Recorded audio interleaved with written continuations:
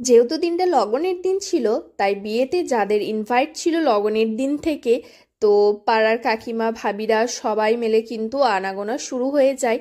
আর ওনারা কিন্তু ওনাদের কাজে লেগে পড়েছিলেন, মানে মাছ মাংস সবজি এসব কাটতে লেগে গেছিলেন।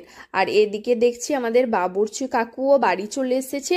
উনিও বাড়ির পিছন দিকে গ্যাস লাগিয়ে রান্না করতে শুরু করে দিয়েছিলেন। আর অনেকের রান্না বান্না ছিল সেদিন, উনি কিন্তু একা হাতে সবটা সামলে নিচ্ছিলেন। হ্যাঁ, হেল্পিং হ্যান্ড তো অবশ্যই ছিল বাড়ির সদস্যরা। আর ওই যে আগের ভিডিওতে বললাম প্যান্ডেলের কাজটা এখনো পুরোপুরি শেষ হয়নি, মানে যেখানে যেখানে টুনি লাইট লাগানো ছিল সেই কাজটা এখনো বাকি ছিল।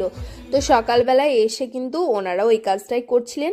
আর বাড়ির মধ্যে যে টুনি লাইট লাগানোর কথা ছিল সেগুলোও কিন্তু সকালেই শুরু করেছিলেন লগনের দিনে। তারপর লগন বেরোনোর আগে লগনের তত্ত্বগুলোকে উঠোনের মধ্যে নামিয়ে দেয়। ক্যামেরাম্যান সেখানে ক্যামেরা করছিল, আর যারা রিলেটিভরা ছিল তারাও তো লগনের তত্ত্বগুলো দেখছিল।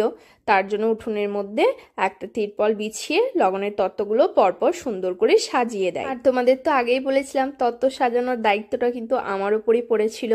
তো আমি এই যে শাড়ি কসমেটিক্স এই তত্ত্বগুলোকে আমি রেডি করে দিয়েছিলাম। আর তোমার এই যে মাছ মাংস, তারপর ফল টল চকলেটস, এগুলো কিন্তু আমার দাদাই রেডি করেছিল। আর এই সময়টা কিন্তু আমি এখানে ছিলাম না, তার কারণ ওই যে লগনে যাওয়ার জন্য আমি বাড়িতে রেডি হতে এসেছিলাম, সেই সময় কিন্তু এই ফটোশ্যুটগুলো হয়ে যায়। মানে এই সিনটা বলতে পারো আমি একদমই মিস করে গেছিলাম। আসলে ওই যে বললাম যে বাড়িতে রেডি হতে এসেছিলাম কিছুটা, আর কিছুটা মায়ের বাড়িতে রেডি হয়ে গেছিলাম, তার কারণ কিছু জিনিসপত্র আমার এখানে রয়ে গেছিল। তো আমি পুরোপুরিভাবে তার জন্য মায়ের বাড়িতে রেডি হতে পারিনি। ওখানে শাড়ি টাড়ি পরে মেকআপ টেকআপ করে আমি জুয়েলারিগুলো পরার জন্য বাড়িতে চলে এসেছিলাম। গাইস, নেক্সট পার্টে আবারও দেখা।